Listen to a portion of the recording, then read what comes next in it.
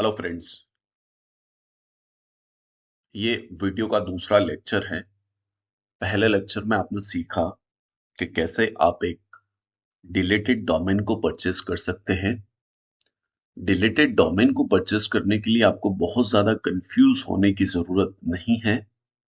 Deleted domain को आप किसी भी डोमेन के आउटबाउंड लिंक को एक्सट्रैक्ट करके फाइंड कर सकते हैं। चाहे आप उसको पीडीएफ फॉर्मेट में डाउनलोड करें और उसमें सारे डोमेन को चेकलिस्ट करके अपने नोटपैड में सेव कर लें और 200 डोमेन करके ओनली डोमेन वाली वेबसाइट से सर्च करें और जो डोमेन अवेलेबल हो उनको अपनी एक अलग कैटेगरी में उसे शामिल करें।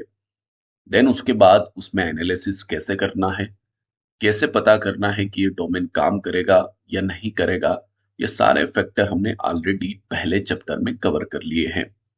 पहला चैप्टर आपके लिए बहुत ज्यादा इंपॉर्टेंट है क्योंकि आज के समय में अगर आप एक अच्छा डोमेन फाइंड कर लेते हैं तो आपको डिस्कवर ऑन होने से कोई नहीं रोक सकता है। अब यहां पर हमने एक डोमेन और फाइंड किया है। उस डोमेन को हम सेटअप करेंगे ताकि बेसिकली हर बंदा समझ पाए कि डोमेन सेटअप का क्या मेथड्स होता है और किन किन चीजों को हमें डोमेन सेटअप में करने की जरूरत है। मैंने हाल ही में एक डोमेन परचेस किया है। मैं ऐड न्यू डोमेन्स पे क्लिक करता हूँ।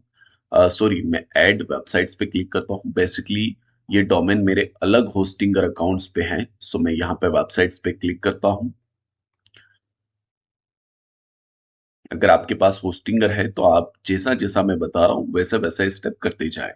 ऐड वेबसाइट्स पे क्लिक करें, वर्डप्रेस पे क्लिक करें। वर्डप्रेस पे क्लिक करने के बाद अब आपको आपका ईमेल आईडी और पासवर्ड यहाँ पे इंटर करना है। मैं भी मेरा ईमेल आईडी बाय डिफॉल्ट जो है वो मैंने चूज कर लिया है और पासवर्ड भी एज इट इज मैं रहने देता हूँ। यहाँ पर आपको नेक्स्ट के बटन पे क्लिक करना है। हम लोग एआई से वेबसाइट्स को बिल्ड नहीं करने वाले हैं, सो यहाँ पे आपको क्लिक करना है क्रिएट ब्लैंक वेबसाइट पे। देन आपको वो डोमेन पुट्स करना है जिस पे आप वर्डप्रेस इंस्टॉल करना चाहते हैं। अगर आपके गोडेडी अकाउंट्स में वो चीज है, डोमेन है, तो आपको नेम सर्वर अपडेट करना पड़ेगा। और अगर आपके होस्टिंगर अकाउंट्स में ही है तो आपको txt फाइल अपडेट करना पड़ेगा। ये तब करना पड़ेगा जब आपके होस्टिंग अलग अकाउंट्स पे है और डोमेन अलग अकाउंट्स पे है। तो मेरे केस में होस्टिंग मेरी इस जीमेल पर है और डोमेन मेरे अदर जीमेल पर है। सो मैं यहाँ पे क्लिक करूंगा, देन यहाँ पे नेक्स्ट पे मैं क्लिक करूंगा। नेक्स्ट पे क्लिक करने के बाद यहाँ पे ये इंस्टॉल वर्डप्रेस, यानी ये जो वेबसाइट है इस पर वर्डप्रेस इंस्टॉल कर देगा। मैं भी इसे इंस्टॉल होने में 4-5 मिनट का टाइम लगता है। सो हम लोग यहाँ पे इंतजार कर लेते हैं। सो यहाँ पर हमारा वर्डप्रेस जो है वो इंस्टॉल हो चुका है। अभी अगर हम अपनी वेबसाइट्स को व्यू करके देखेंगे तो हमारी वेबसाइट कुछ इस तरीके की दिख रही होगी।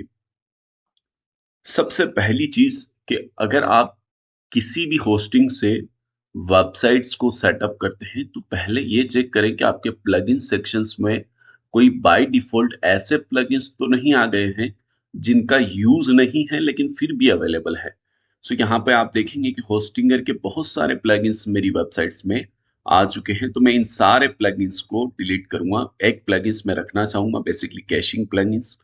देन उनके बाद इन सभी प्लगइन्स को मैं यहाँ से डीएक्टिवेट कर देता हूँ। पहले डीएक्टिवेट करें, उसके बाद हम इनको डिलीट कर सकते हैं। सो यहाँ पर मैं फिर चूज कर लेता हूँ, देन सारे प्लगइन्स को डीएक्टिवेट कर देता हूँ।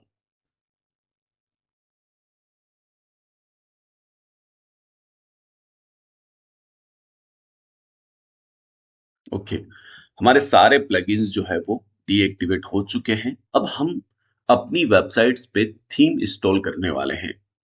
थीम बेसिकली आपको बोनस में भी मिल गया होगा, लेकिन आपको मैं रिकमेंड करता हूं कि आप जनरेट प्रेस का फ्री वाला वर्जन ही यूज करें। सो यहाँ पे हम लोग थीम सेक्शंस पे क्लिक करते हैं। थीम सेक्शंस पे क्लिक करने के बाद ऐड न्यू पे क्लिक करते हैं।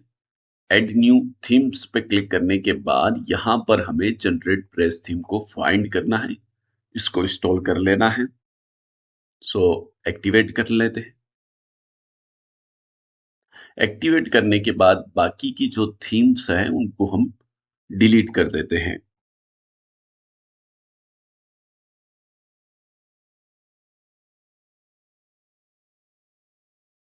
ओके, यहाँ पर अगर हम पेज को रिफ्रेश करेंगे तो हमारी थीम जो है वो वेबसाइट्स पे इंस्टॉल हो चुकी है। अभी हमें क्या करना है? सबसे पहला काम हमें करना है, यहाँ पर प्लगइन सेक्शंस में इंस्टॉल प्लगइन्स पर क्लिक करना है। कुछ और भी प्लगइन्स हैं जो हमें इंस्टॉल करना है, जैसे हम ऐड न्यू प्लगइन्स पे क्लिक करते हैं।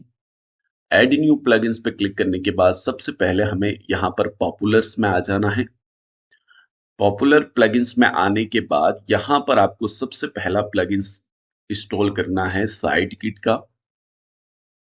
साइड किट का प्लगइन इंस्टॉल करने के बाद आपको रैंक मैथ का भी प्लगइन इंस्टॉल करना है। ओके, रैंक मैथ का प्लगइन इंस्टॉल करने के बाद आपको 404 का भी एक प्लगइन इंस्टॉल कर लेना है।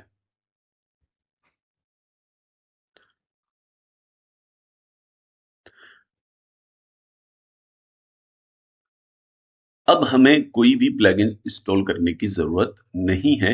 इन सभी प्लगइन्स को हम एक बार चूज करके एक्टिवेट कर देते हैं।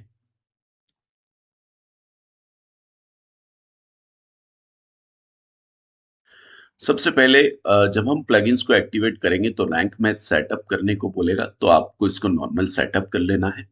कनेक्ट योर अकाउंट्स पे क्लिक करना है। ओके, एक्टिवेट नाउ पे क्लिक करना है।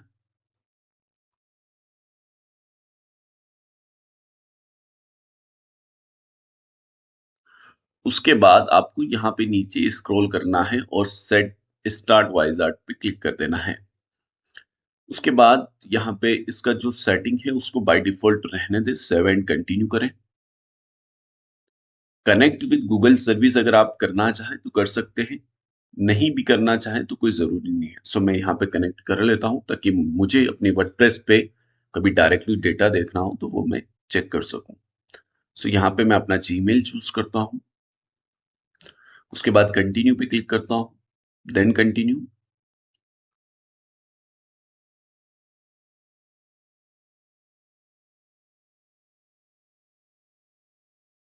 ओके, यहाँ पर अब हमें नीचे स्क्रॉल करना है, सेव एंड कंटिन्यू पे फिर से क्लिक करना है। Save and continue, save and continue. By default जो सेटिंग है उसको रहने दें, इसके साथ कोई भी आपको एडिशनल चीजें ऐड करने की जरूरत नहीं है। 404 मॉनिटर को आपको एक्टिवेट कर देना है, एएमपी को एक्टिवेट कर देना है। देन आपको एलएमएस एलएलएमएस के टीएक्सटी को भी एक्टिवेट कर देना है, लोकल एसईओ को, रीडायरेक्शंस को। साइट मैप आपका ऑलरेडी ऐड है ही, तो यहाँ पे आपको साइट मैप के सेटिंग पे क्लिक करना है। ओके, सबसे पहला हम सर्च कंसोल को ऐड कर देते हैं, तो बेसिकली हम गूगल साइट किट के इस प्लगइन्स पे क्लिक करते हैं। देन उसके बाद हमें ये दोनों बॉक्स को टिक मार्क करके साइन इन विद गूगल पे क्लिक करना है। उसके बाद हमें यहाँ पर अपना ईमेल आईडी चूज करना है, जिस सर्च कंसोल अकाउंट पे हम इस वेबसाइट्स को ऐड करेंगे। कुछ परमिशन आपसे मांगी जाएगी, उनको आप कंटिन्यू करें। नेक्स्ट पे आपको क्लिक करना है, अलाउ आपको करना है। जो भी आपका मैट्रिक्स होगा वो आपके डैशबोर्ड पे दिखेगा। देन आपको नेक्स्ट करना है, उसके बाद नेक्स्ट करना है। इससे आपका सर्च कंसोल सेटअप हो गया, लेकिन अभी आपको एनालिटिक्स ऐड करना है, तो उसके लिए आपको ऐड अकाउंट्स अकाउंट्स पे क्लिक करना है। देन आपको एक नया सर्च कंसोल बनाना है, उसके लिए सेटअप न्यू अकाउंट्स पे क्लिक कर देना है, क्रिएट अकाउंट्स पे क्लिक करना है। उसके बाद वो ईमेल आईडी आपको चूज करना है जिस ईमेल आईडी से आप अपना एनालिटिक्स अकाउंट्स बनाना चाहते हैं। यहाँ पे हम एनालिटिक्स को भी सेटअप कर रहे हैं।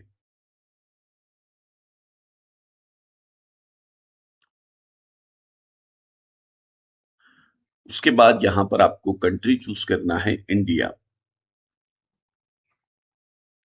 यहाँ पर हम इंडिया चूज कर लेते हैं।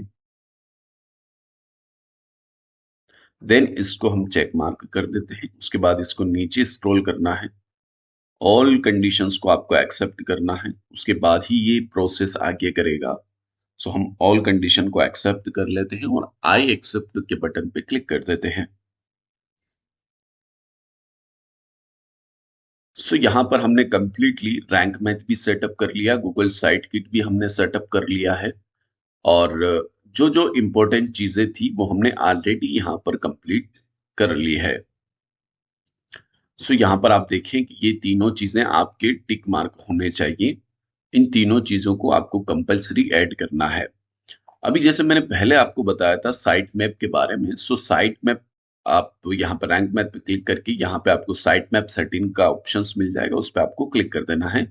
देन इस साइट मैप को आपको कॉपी करना है। कॉपी करने के बाद आपको अपना सर्च कंसोल अकाउंट ओपन कर लेना है।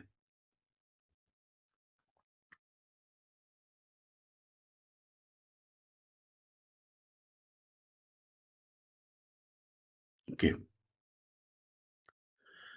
सो यहाँ पर आपको साइट मैप का एक सेक्शंस दिखेगा, उस साइट मैप के सेक्शंस पे क्लिक करना है।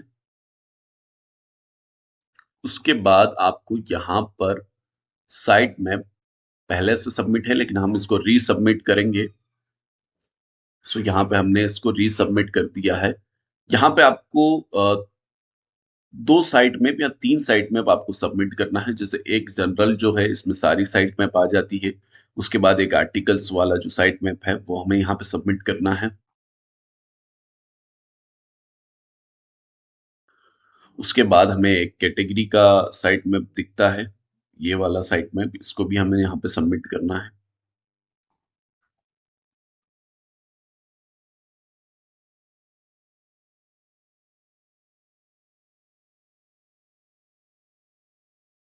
ओके, सो ये सारी चीजें करने के बाद जो सर्च कंसोल का काम है वो हमारा कंप्लीट हो जाता है। अब आप चाहें कि आपकी वेबसाइट्स में फेविकोन आप लगा दें, तो यहाँ पे सबसे पहले आप कस्टमाइज पे क्लिक करें, साइट सेटिंग पे क्लिक करें। अगर आपने कोई नीश चूज कर रखा है तो उस नीश के अकॉर्डिंग आप काम कर सकते हैं। जैसे मैंने योजना नीश चूज कर रखा है, तो मैं इसी डोमेन को योजना टाइप से लिखूंगा थोड़ा। जैसे कि यहाँ पे मैं इसको पहले हिंदी को बंद कर देता हूँ, उसके बाद ए पी है, उसके बाद F P, then S. Okay, उसके बाद हम लिखेंगे योजना। ठीक है ना। यहाँ पर हम टैगलाइन डालना चाहें तो डाल सकते हैं, लेटेस्ट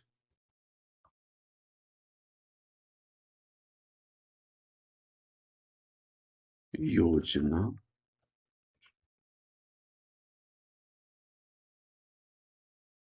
डिटेल 2026, है ना। इस तरीके से आप टैगलाइन डाल सकते हैं। उसके बाद आपको एक प्लगइन्स और डाउनलोड करना है।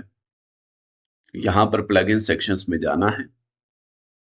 देन आपको एक प्लगइन्स और डाउनलोड करना है, ऐड न्यू प्लगइन्स पे आपको क्लिक करना है। यहाँ पर आपको डाउनलोड करना है रीसेंट पोस्ट।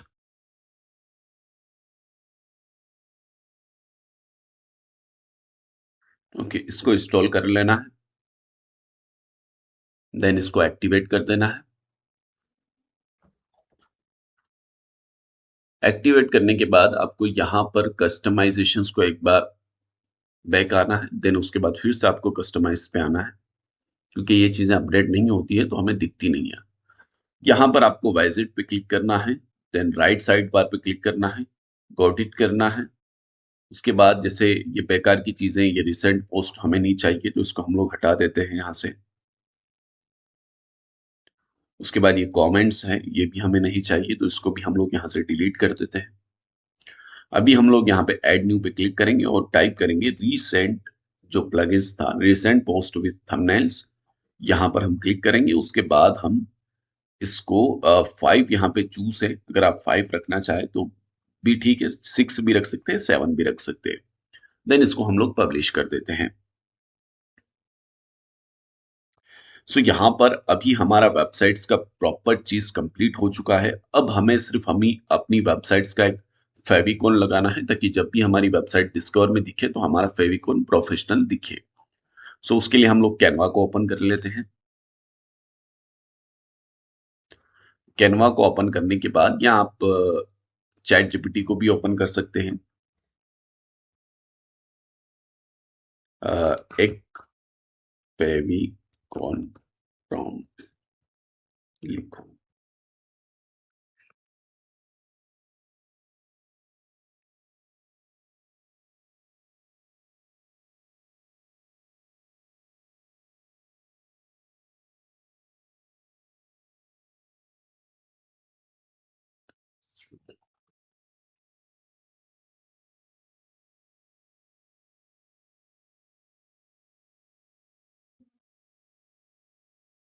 सो यहाँ पे हम इसको कॉपी करते हैं, उसके बाद ग्रोक को ओपन करते हैं।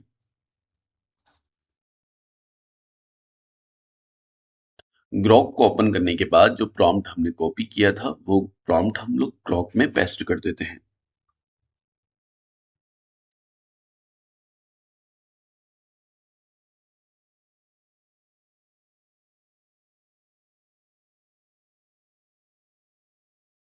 इसने इमेज प्रॉम्प्ट नहीं लिखा, राइट इमेज प्रॉम्प्ट।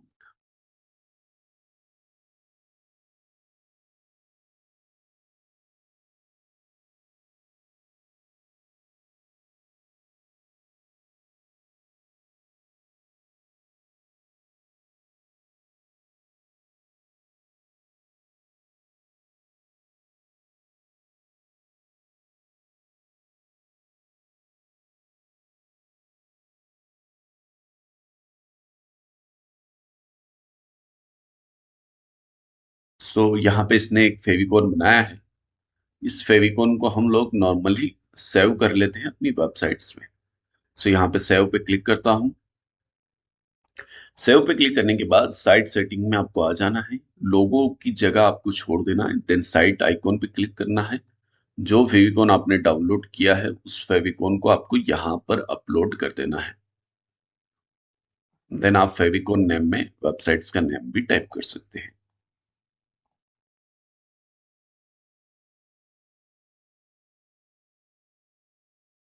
सो अभी हमारा फेविकोन्स बिल्कुल रेडी हो चुका है।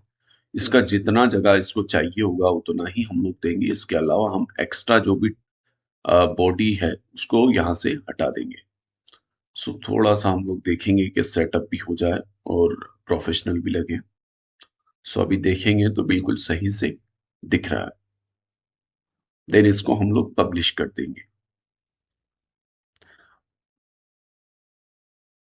ओके।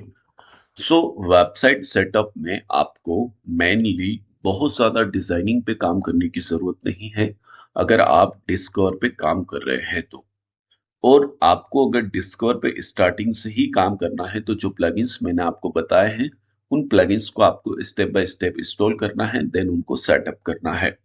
सेटअप करने के बाद आपको साइट मैप सबमिट करना है। जो नॉर्मल चीजें होती है इसमें आपको वही करना है, एक्स्ट्रा कोई भी चीजें करने की जरूरत नहीं है।